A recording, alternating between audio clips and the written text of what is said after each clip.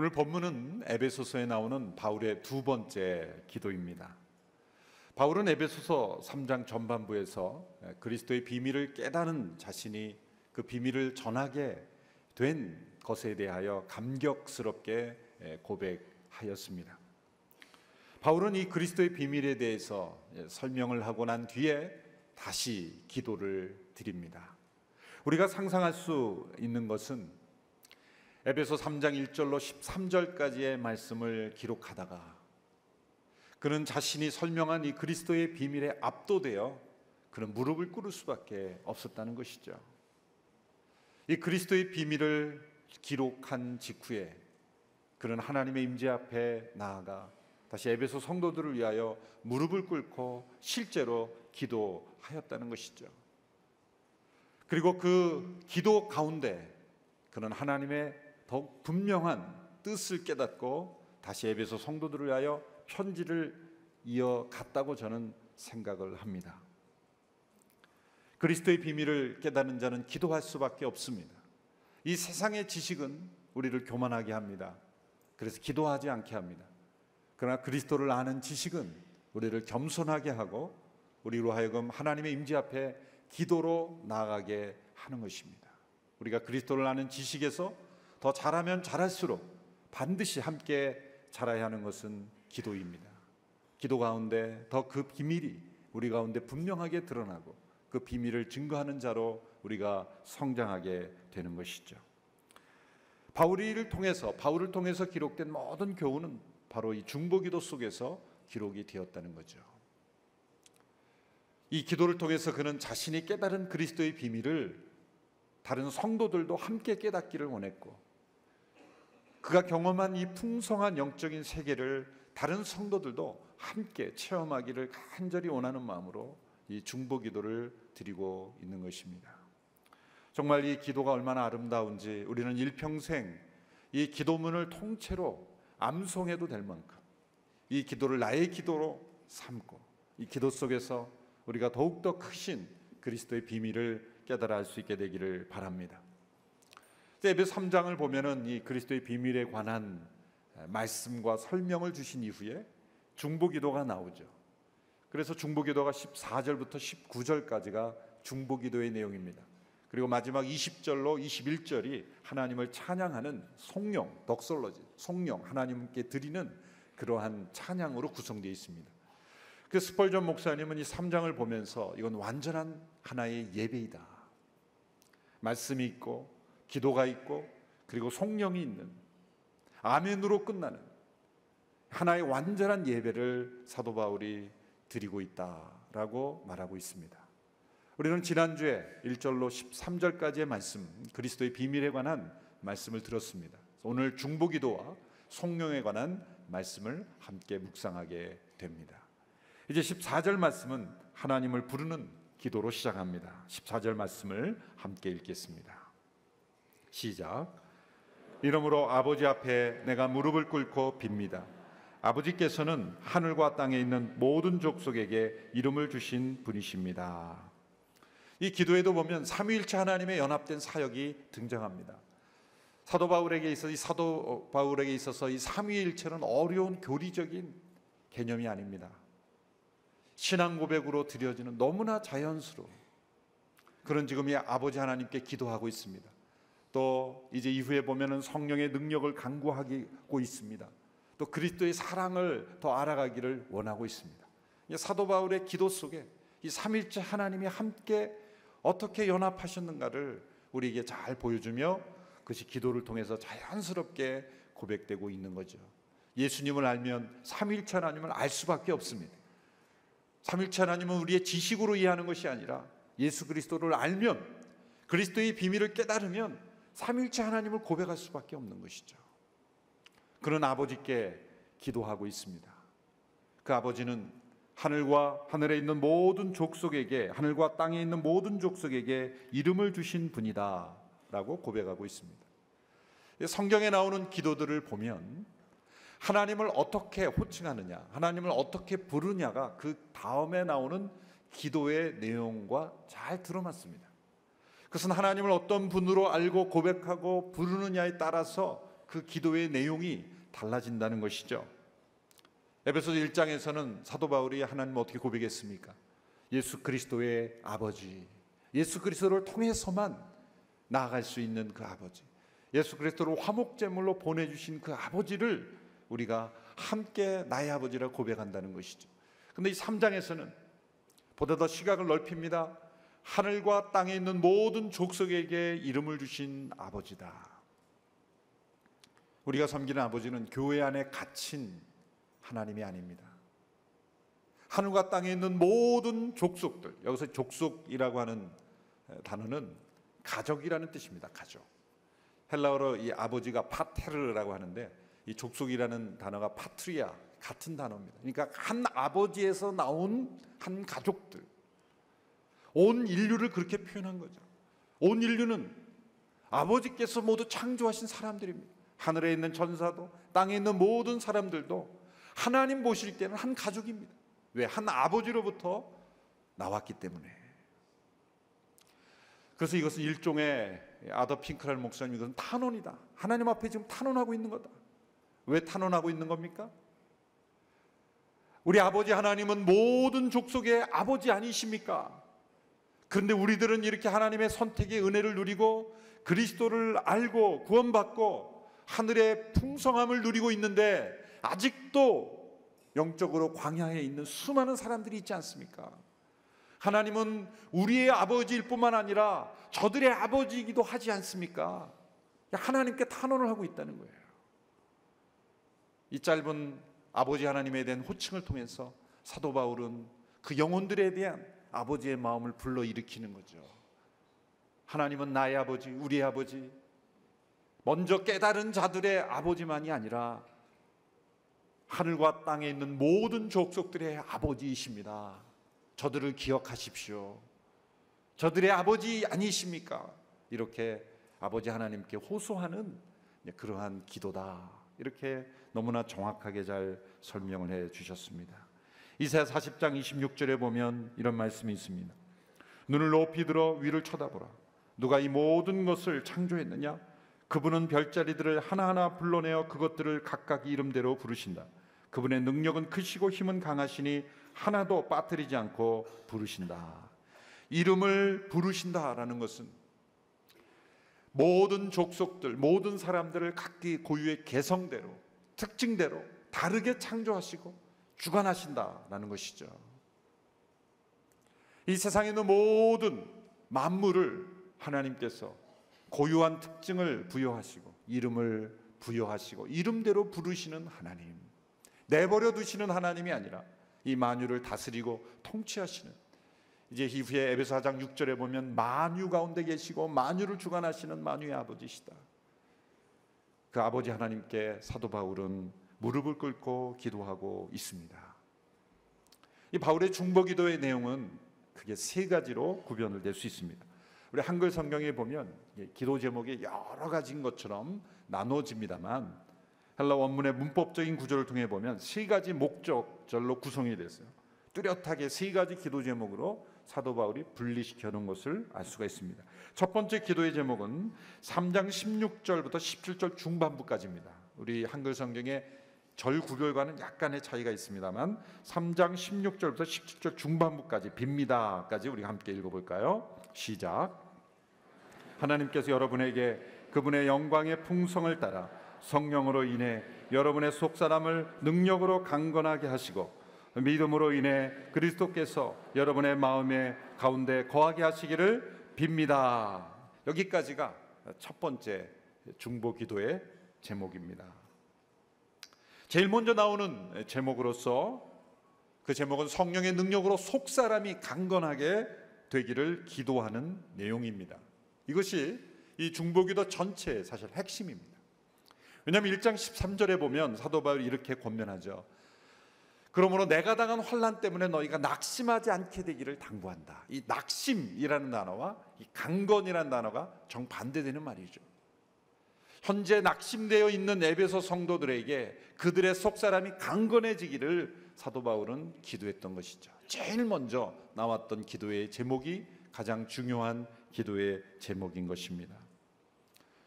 여러분, 우리가 꼭 기억해야 될 것은 우리가 우리 자신이 생각하는 것보다 그렇게 강하지 않다라는 겁니다. 여러분을 무시하는 게 아닙니다. 아무리 상황이 좋고 환경이 좋아도 우리의 마음은 얼마나 쉽게 낙심합니까?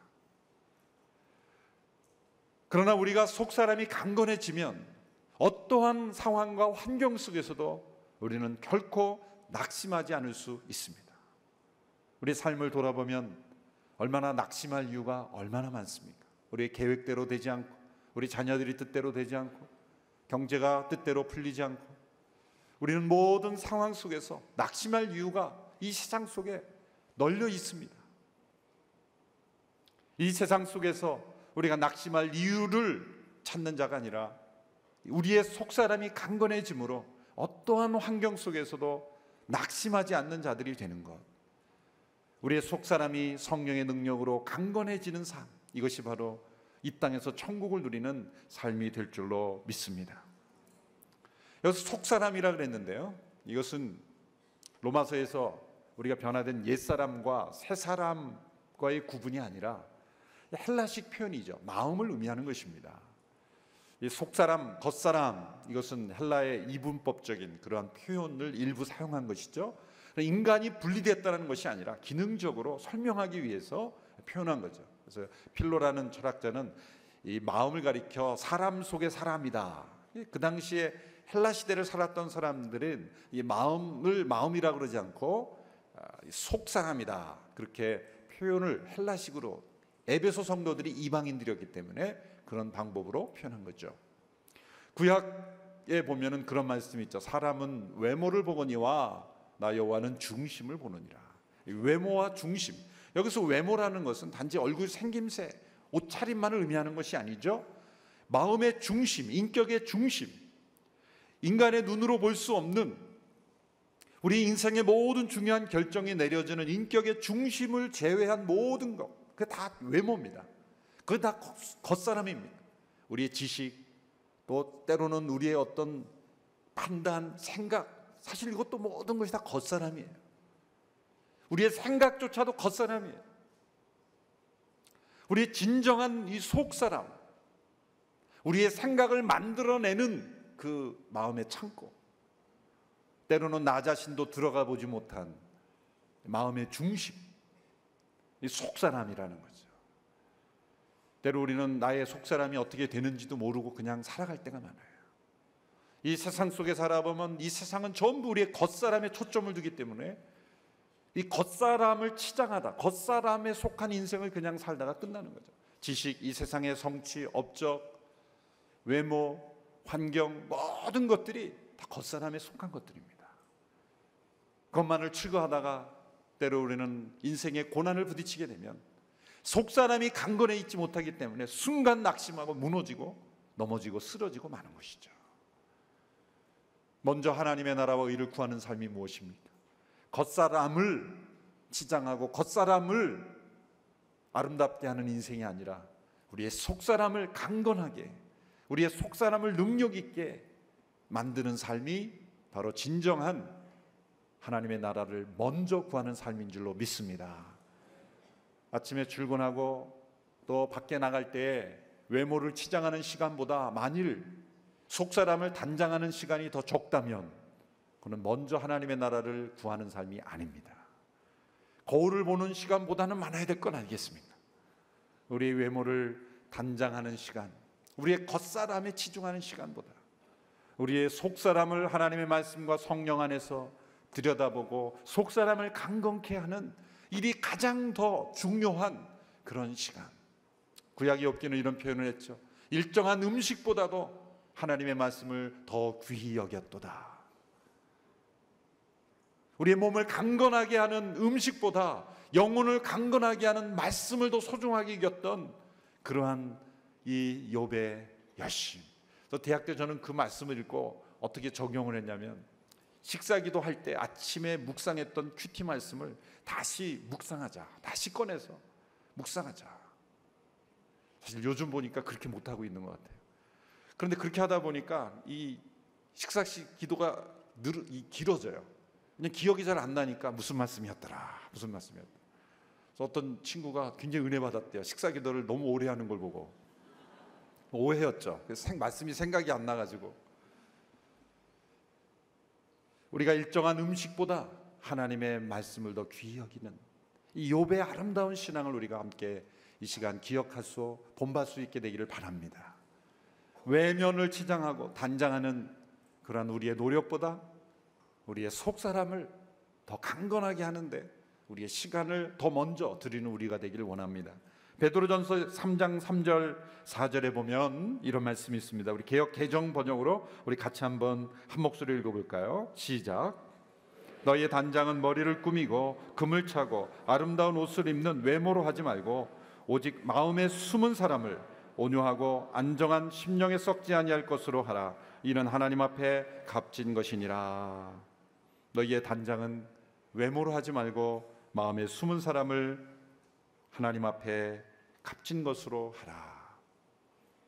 이 속사람의 강건함은 성령의 능력으로 이루어진다고 말하고 있습니다.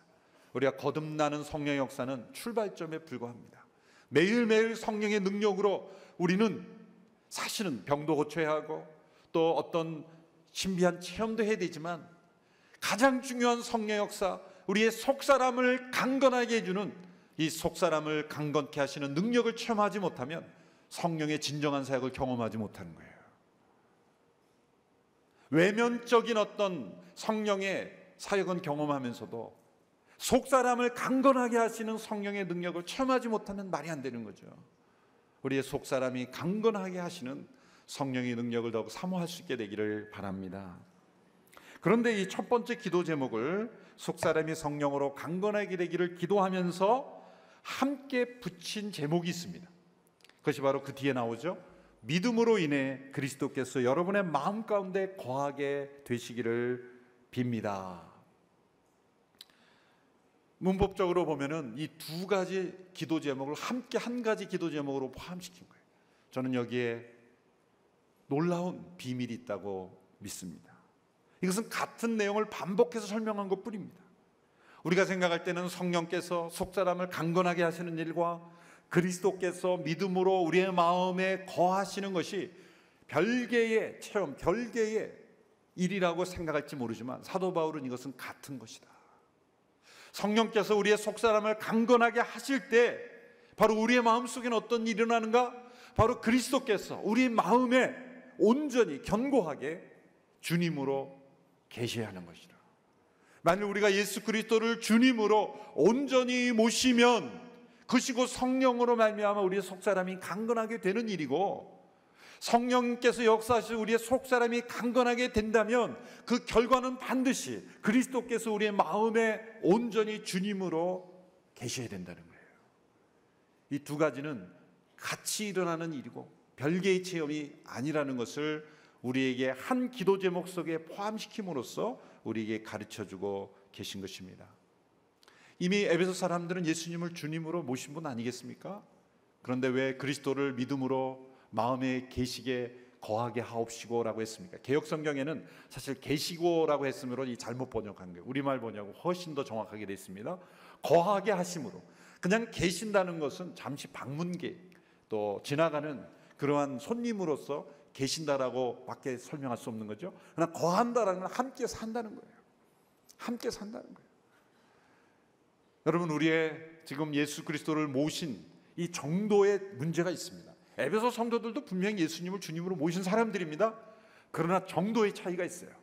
입으로는 주님이라고 말하지만 방문객처럼 여기는 사람이 있고, 그리고 집에 사시지만 함께 살긴 하지만 집안에 함께 방 한 칸을 들여서 살긴 합니다만 주인으로 모시지 않는 사람도 있다는 거예요.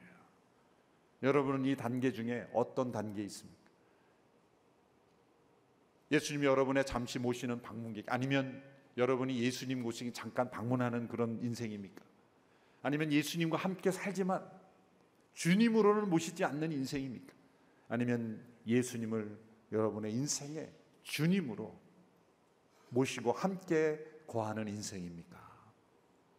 로버트 멍어라는 분이 쓴 아주 작은 소책자, 내 마음 그리스도의 집이라는 정말 작은 소책자가 있는데요, 한 10분 정도 메시지 한 거밖에 안 되는데 그게 수백만 권이 팔렸어요.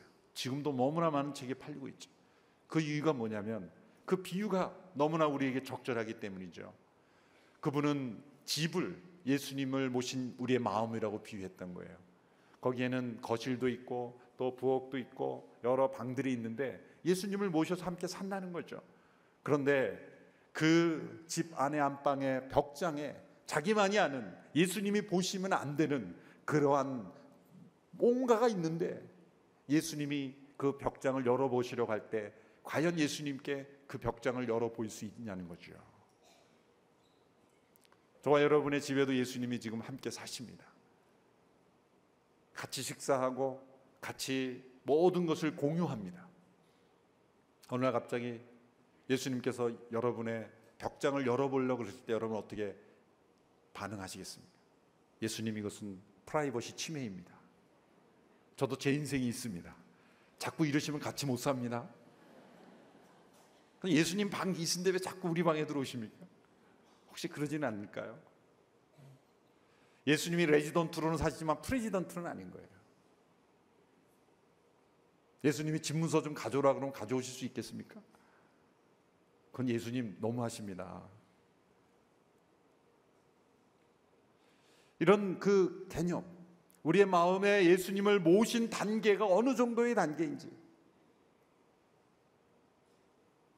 바로 그것이 사도 바울이 기도하고 있는 거죠.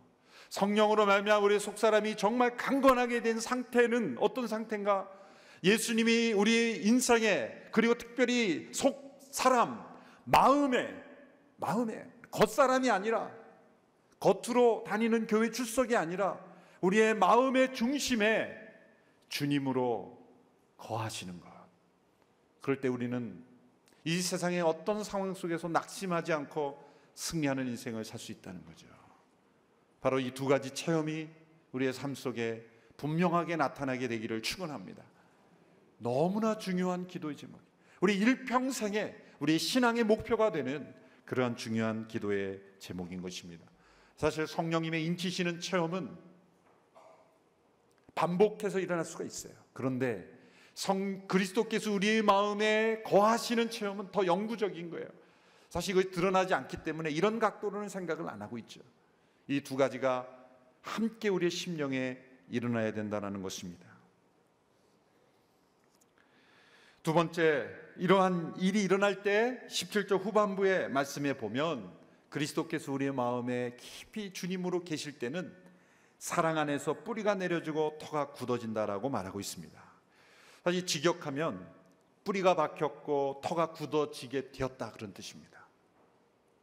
성령께서 우리의 속사람을 강건하게 하시고 그리스도께서 우리의 마음에 주님으로 온전히 계실 때 우리의 인생은 사랑 가운데 뿌리가 내린 인생, 사랑 가운데 세워지는 집이 된다는 거죠.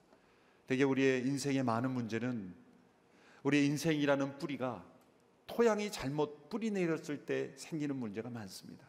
미움과 상처와 두려움의 토양에 우리의 인생의 뿌리가 내려지고 우리 인생이 기초가 세워질 때는 언제나 흔들리고 무너지고 나쁜 열매들이 맺어지는 거죠. 토양이 중요하다는 거예요. 성령께서 우리 마음속에 임하셔서 우리를 고치시고 우리 죄를 용서하시고 변화시키는 그 목적은 뭡니까? 우리의 인생의 뿌리의 토양을 바꿔주시는 것. 하나님의 사랑에 우리의 인생의 뿌리를 내릴 때 우리 인생이라는 나무에서 피어나는 모든 열매들은 사랑의 풍성한 성령의 열매가 되는 것이죠. 미움, 두려움, 상처, 이 땅의 죄악의 토양에 뿌리를 내린 인생은 그 나무의 열매가 쓴 열매, 상처의 열매, 아픔의 열매, 죄악의 열매가 될 수밖에 없다는 것입니다. 여러분, 우리의 인생의 뿌리가 하나님의 아름다운 그리스도의 사랑에 깊이 뿌리 내리는, 그리고 그 위에 세워지는 그런 인생, 이것을 날마다 바라보며 우리의 자녀들의 인생의 뿌리가 참된 하나님의 사랑에 뿌리 내리는 인생이 되게 하옵소서. 일평생 우리가 포기하지 말아야 될 기도의 제목인 것입니다.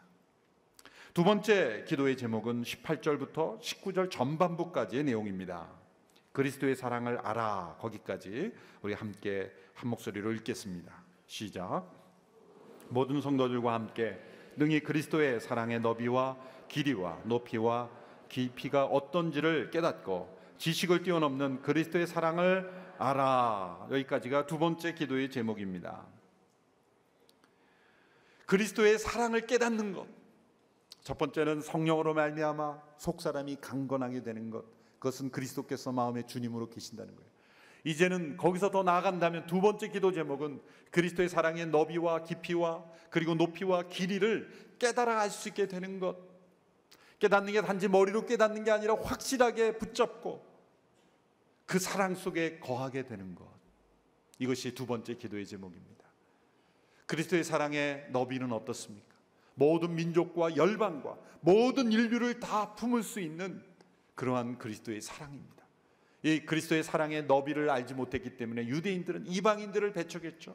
그리스도의 사랑의 너비를 알지 못하는 사람들은 절대 타민족에 선교하지 않습니다.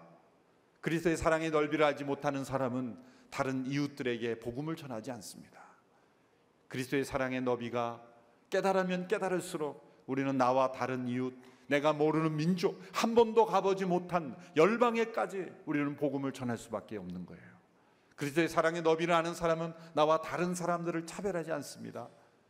인종으로, 민족으로, 어떤 것으로든지 다른 사람과 벽을 쌓지 않습니다. 그리스도의 사랑의 너비를 깨달았기 때문이죠. 그리스도의 사랑의 길이는 어떤 것입니까? 그것은 영원한 사랑입니다. 제자들을 사랑하시되 예수님이 끝까지 사랑하셨다 그랬죠. 이 세상에 사시면서 끝까지 사랑하실 뿐만 아니라 그 사랑은 영원한 사랑입니다.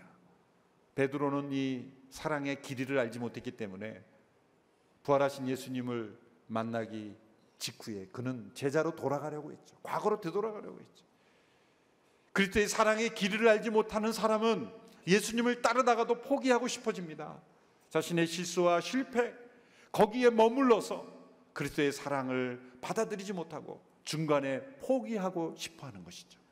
그 사랑이 얼마나 긴 사랑인지, 포기하지 않는 사랑, 영원한 사랑, 무궁한 사랑을 알지 못하기 때문입니다. 그리스도의 사랑의 깊이는 어떻습니까?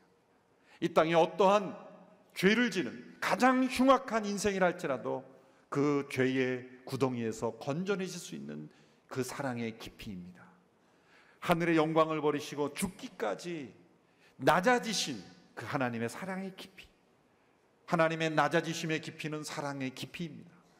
하나님의 사람이 되신 것도 그 사랑의 깊이를 보여주는데, 그 사람이 되신 이후에도 사람으로서 받을 수 있는 가장 참혹한 그러한 처벌, 십자가의 형벌, 그 형벌 가운데 가장 낮아지시는 그런 형벌을 받으신 사랑, 그 사랑의 깊이를 우리에게 보여주는 거죠. 그 어떠한 죄인도 용서할 수 있는 사랑의 깊이, 이 사랑의 깊이를 알지 못했기 때문에 제자들과 유대인들은 예수님께 다가와 옥합을 깨트려 눈물로 예수님의 발을 씻어준 여인의 사랑을 이해하지 못하고 비판했던 거죠. 이 옥합이 얼마나 비싼 건데 저렇게 허비하는가. 사랑의 깊이를 알지 못했기 때문입니다. 예수님의 그 사랑의 높이는 어떻습니까? 그 사랑의 높이는 우리를 그리스도와 함께 죽고 함께 살아날 뿐만 아니라 하늘에 앉힌 바가 되는 거예요. 지옥에 떨어져야 될 영혼들을 하늘에 앉히시는 하나님의 사랑, 이 그리스도의 사랑의 높이를 알지 못했기 때문에 우리가 이 땅에 속한 것을 추구하며 살아가는 거예요.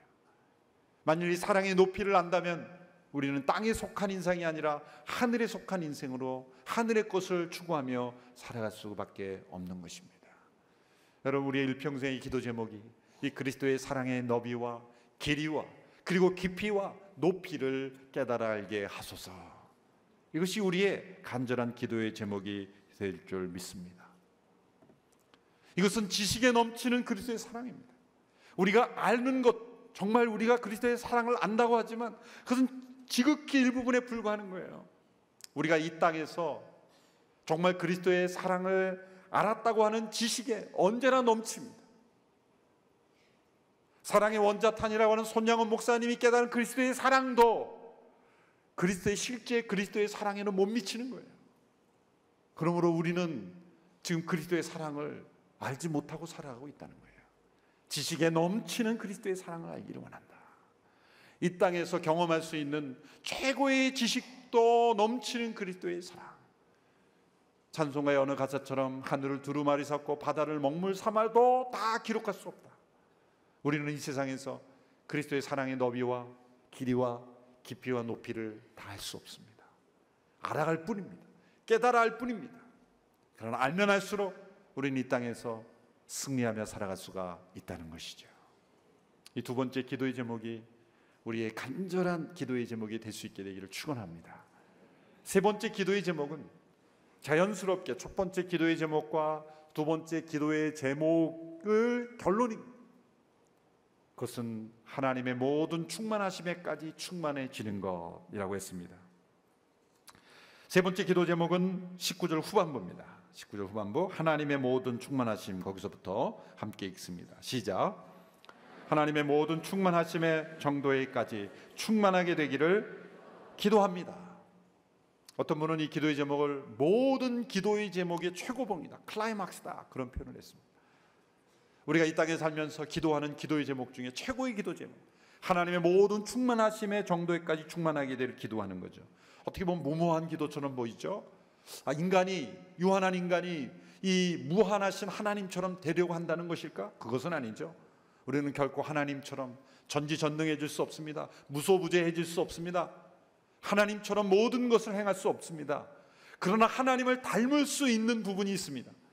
내가 거룩하니 너희도 거룩하라. 하나님의 거룩은 우리가 이 땅에서 그 충만하심의 정도까지 이룰 수 있다는 거죠. 하나님의 의로우심, 하나님의 사랑, 그것은 이 땅에서 하나님의 충만하심의 정도에까지 이룰 수 있다는 거죠.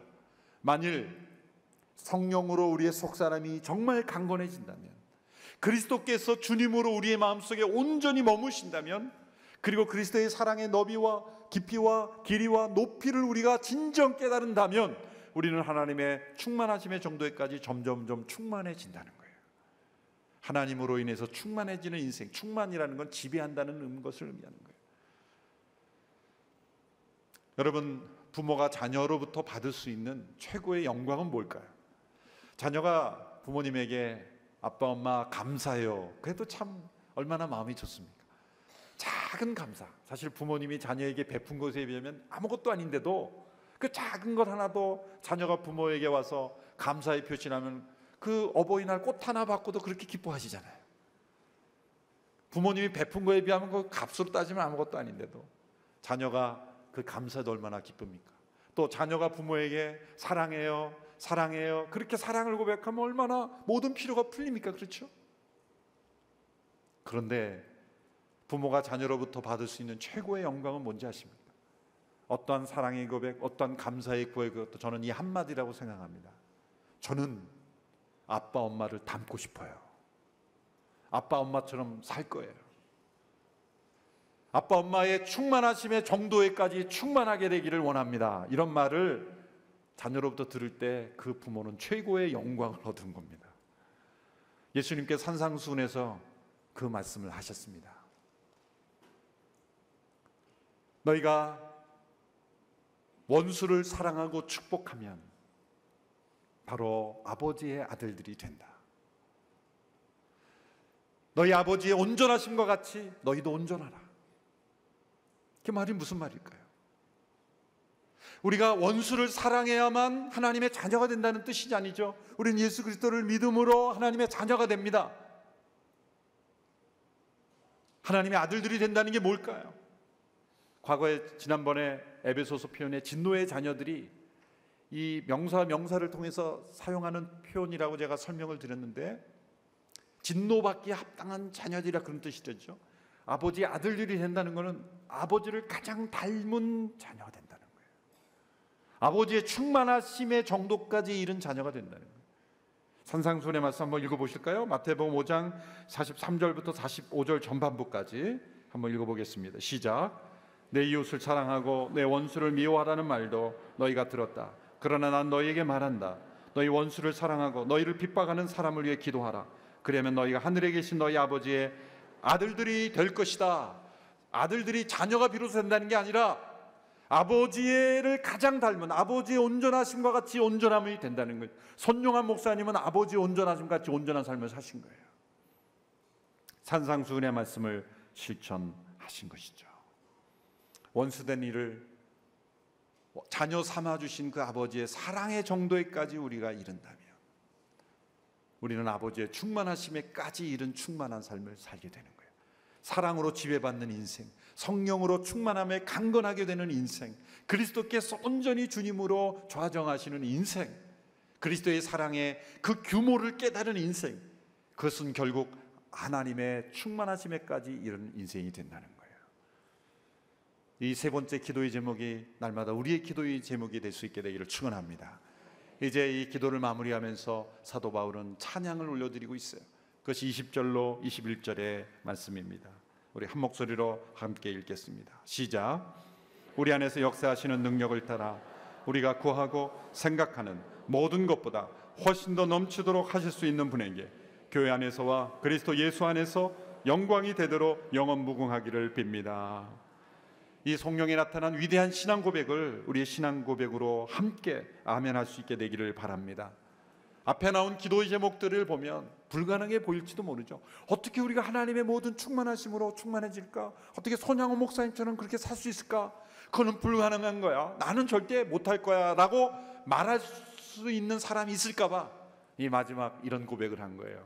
하나님은 언제나 우리가 생각하고 구하는 것에 넘치도록 역사하는 분이시다. 너희는 스스로 안 된다고 생각할지 모르지만 하나님은 하실 수 있다.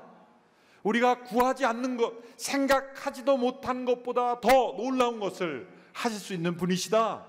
그 하나님을 찬양하고 있는 거죠. 성경 역사를 보면 하나님은 언제나 더 넘치도록 응답하시는 분이에요. 그 야곱이 도망갈 때 보면 어떻게 구합니까? 참 솔직하고 어떻게 보면 귀여워요. 뭘 구하냐면 하나님 저에게 먹을 것과 입을 것과 잘 것을 주시면. 그 야곱이 그렇게 구합니다. 베들에서 기도할 때. 꼭 필요한 것만 구하는 거예요. 근데 하나님은 야곱이 돌아올 때 목까지 도와주셨어요. 사랑하는 라헬도 더해주시고 자식도 더해주시고 그가 구한 것만 주신 게 아니라 더 훨씬 넘치도록 주십니다. 솔로몬이 지혜를 구했을 때 구하지 아니한 부와 영광도 주신 하나님이십니다. 실제로 우리는 지금도 우리가 구하지 않고 생각하지 않은 것도 받은 사람들입니다. 여러분 예수 믿고 구원받는 거 여러분이 구해서 지금 됐습니까? 아니죠. 하나님의 구하지 아니하고 우리가 생각하지 아니한 것에도 넘치도록 역사하시는 하나님이십니다. 그 하나님을 믿음으로 바라보시기를 바랍니다. 사실 제 부끄러운 간증이지만 제가 온누리교회 처음 교육자 들어오고 몇 년 일할 때 제 기도 제목이 뭔지 아십니까? 제발 온누리교회에서 쫓겨나는 일 없이 잘 열심히 하게 해주십시오. 왜냐하면 중간에 이렇게 도태되고 또 적응하지 못하고 저에게도 그런 게 없던 건 아니죠. 사역하다 보면 과연 하나님이 나에게 보내신 자리일까? 또 감당하지 못하고 인정받지 못하는 것 같고 그럴 때 그래서 늘 기도의 제목이 뭐냐면 구한 게 제발 잘 살아남게 해주십시오. 지나가 보면은 얼마나 기도가 작았는지, 얼마나 우리의 믿음과 우리의 어떤 열정과 우리의 생각으로 하나님의 그 마음을 제한시키는지. 필립스라는 J.B. 필립스라는 분이 쓴 책 중에 당신의 하나님은 너무 작습니다. Your God is too small. 당신의 하나님은 너무 작습니다.